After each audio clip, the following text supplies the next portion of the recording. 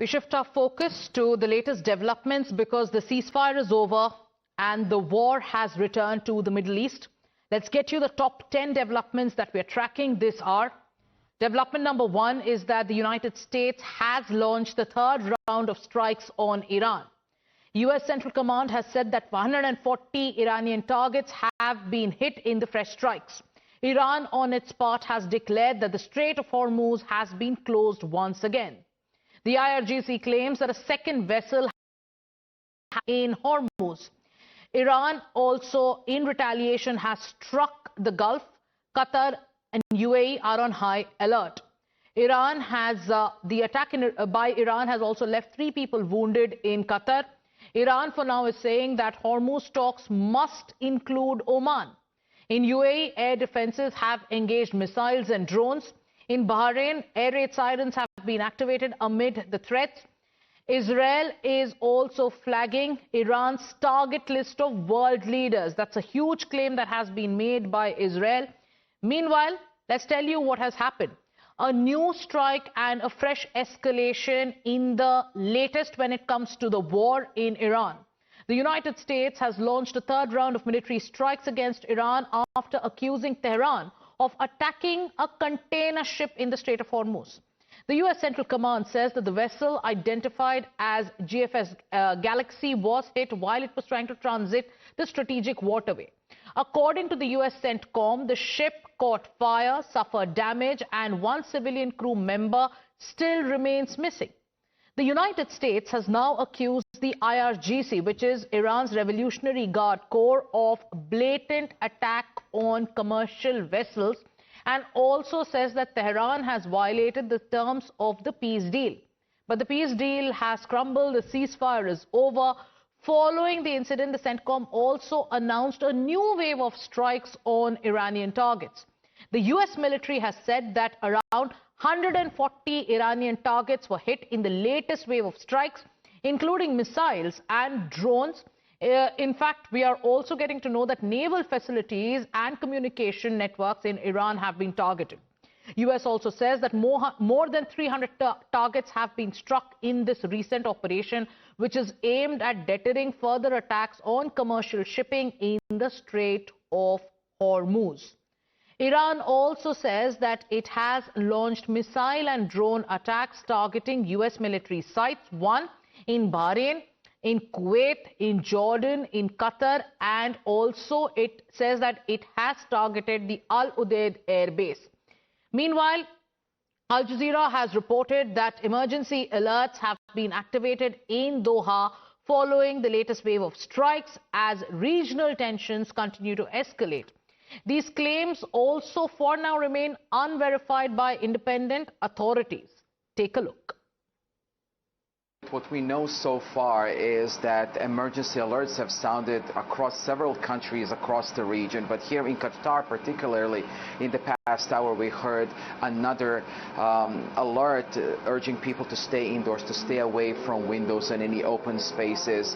And from this vantage point, what we could actually see is a trail of smoke and something what appears to be interceptor missiles crossing over the sky, followed a loud explosion here. But at this stage, there is no clear confirmation what exactly was targeted, and at this stage we don't know whether it was a cruise missile, ballistic missile, or even drones. And a similar pattern we've also seen in different countries. In the United Arab Emirates, we also say they were dealing with a number of drones and missiles, and those interceptor missiles were activated immediately. Also in Bahrain, we're getting the similar reports, and officials here say mostly telling people to stay indoors while these intercepting activities are being underway. This really goes to show that this is a pattern we've seen in the previous escalation followed by these attacks in the region. Iran has repeatedly accusing some of GCC countries here, saying that they are actively supporting American military operations here by hosting U.S. military bases, also allowing them to use airspaces. And we have breaking news coming in. Qatar's Ministry of Interior has said that 3 people, including a child, they've been injured after shrapnel fell following the Iranian missile attacks. The injured were taken for treatment, while authorities have also said that emergency teams have responded swiftly and the situation remains under close monitoring. We have Srinjoy Chaudhary joining us on this broadcast as we track the latest developments. The Gulf is on the edge again. US has said that Iran will pay. Iran, Mojtaba Khamenei has said that vengeance is the will of the nation. Hormuz has become a battle zone once again. The ceasefire is over. Is this a point of no return, Srinjoy? Let's hope that it isn't. Because even now, there are people who are still beavering away, still trying their best to find a solution. The question that has to be answered is what happened to Pakistan and all the efforts by Pakistan to find a solution. Clearly, they've tried, and if they've tried, they've actually tried, they've failed. But at this point, this is something worrying, not just for America and Iran, not just for the Gulf countries, but for the world. Primarily because at this point, the Iranians are saying the Strait of Hormuz is closed. Now you can try to open it. The point is, regardless of how much you bomb the coastal areas of southern Iran, it takes one man with a shouldered fire missile to hit one of the container ships, one of the tankers, yes, one of the merchant ships. Now, when you do that, when that happens, then what will the shipping companies say? What will the captains of ships say? Because these ships are very expensive. The cargo they are carrying is very expensive. And the most important thing is that lives could be lost. I want you to stay with us, Srinjoy, because we have a very important update now coming in. This is a statement from the Ministry of External Affairs, and we have more details right now in this statement about the attack on the commercial vessel GFS Galaxy, which happened off the coast of Oman. The MEA says that of the 11 Indian nationals on board the vessel, 10 have been rescued, while 1 Indian national is reportedly missing. The MEA also informs that the embassy in Oman is closely monitoring the situation and is proactively coordinating with Omani authorities in the ongoing search and rescue operations. And they're also thanking Omani authorities for the support. The continuing incidents of attacks on commercial shipping in the region are deeply worrisome. So the MEA, in its first statement on the latest attack on the ships, confirms that there were Indian nationals on board.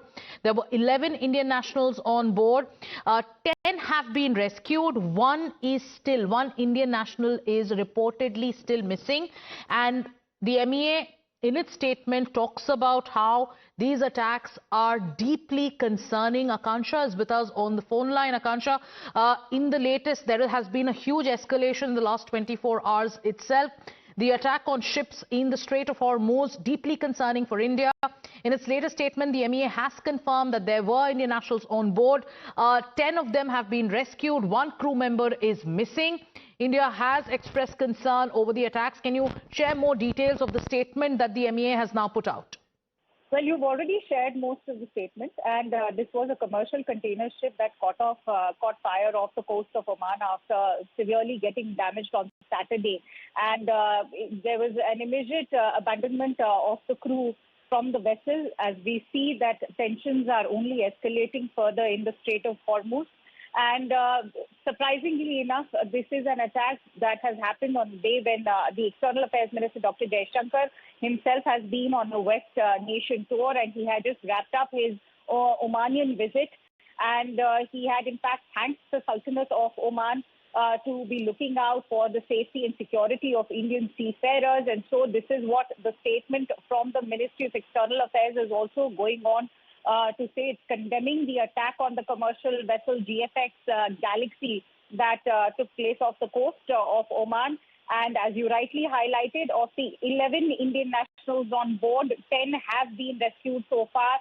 But the Indian authorities are extremely concerned about the 1 Indian national who is reportedly missing. And the statement indicates that the Indian embassy in Oman is closely monitoring the situation is proactively coordinating with the Omani authorities in the ongoing search and rescue operation.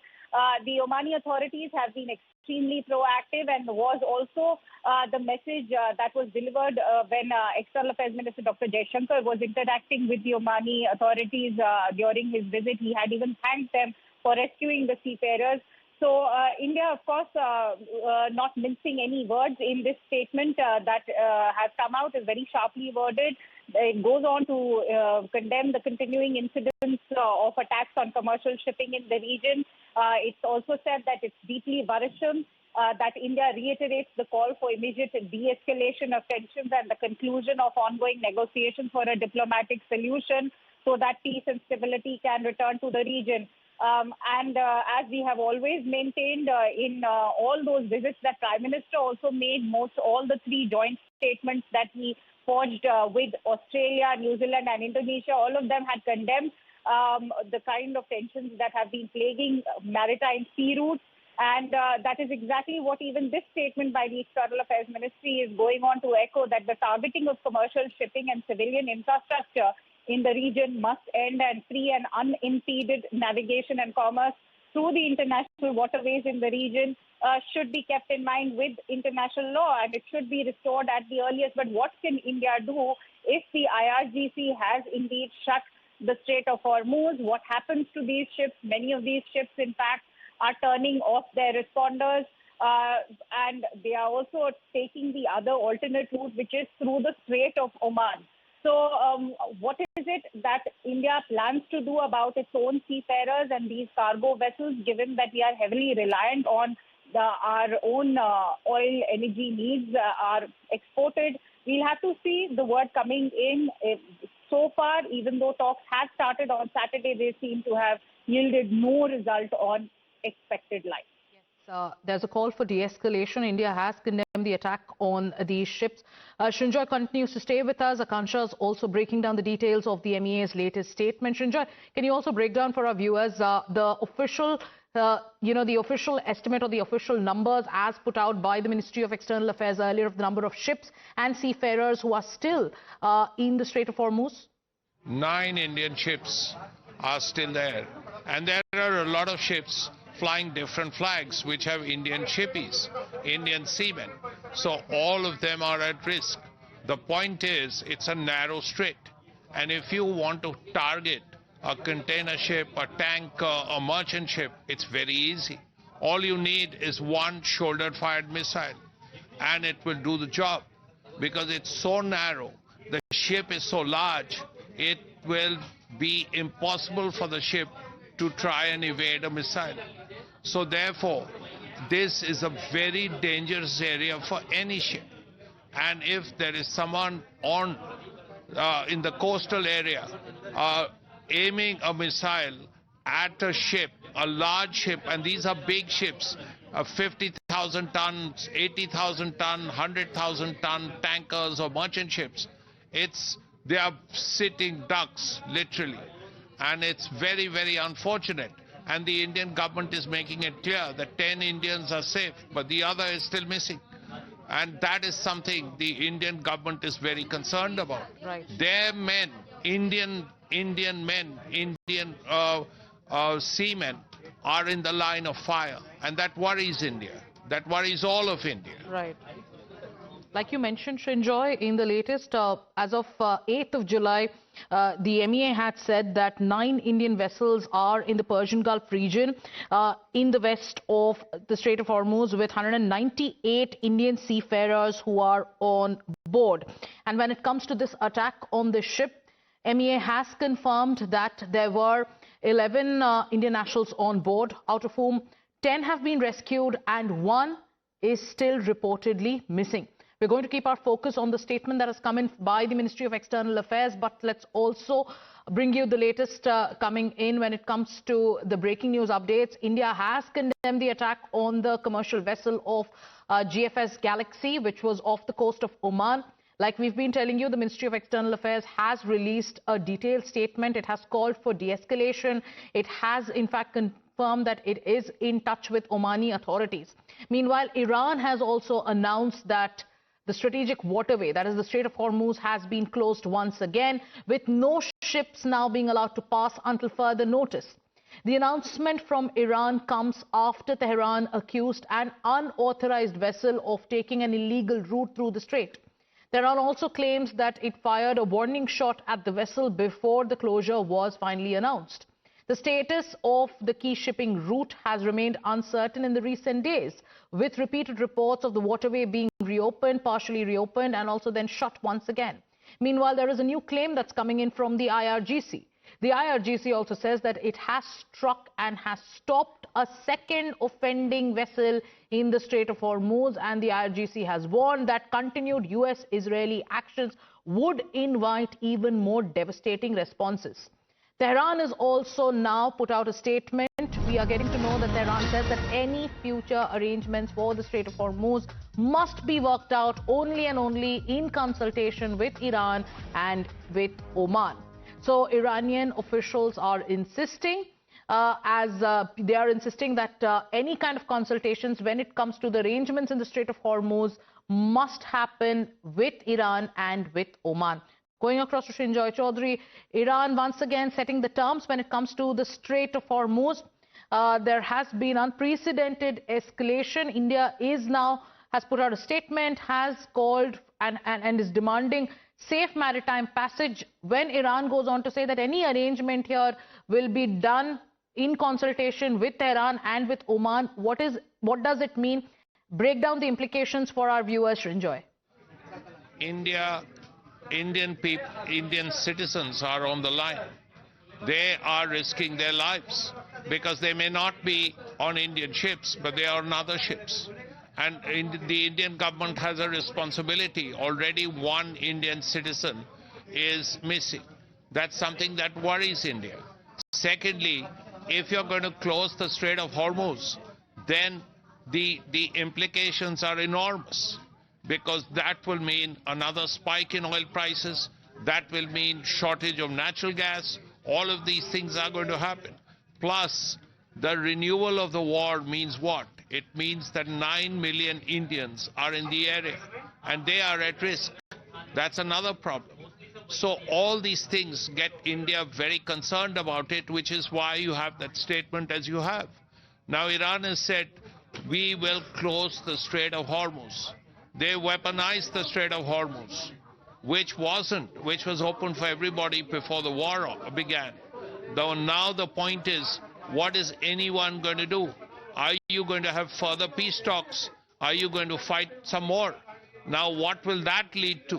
What will happen if the Americans decide to strike non-military targets and the Iranians say we will do the same? That's something that worries people, including India, because, as I said, there are 9 million Indians there. So, in the latest, once again, viewers, India has issued a statement. The MEA has said that 10 of the 11 Indian nationals who were on board the ship that was attacked, they've been rescued, while one Indian crew member reportedly is still missing. The Indian embassy in Oman is closely coordinating with authorities in Oman. There is a search and rescue operation that is still ongoing.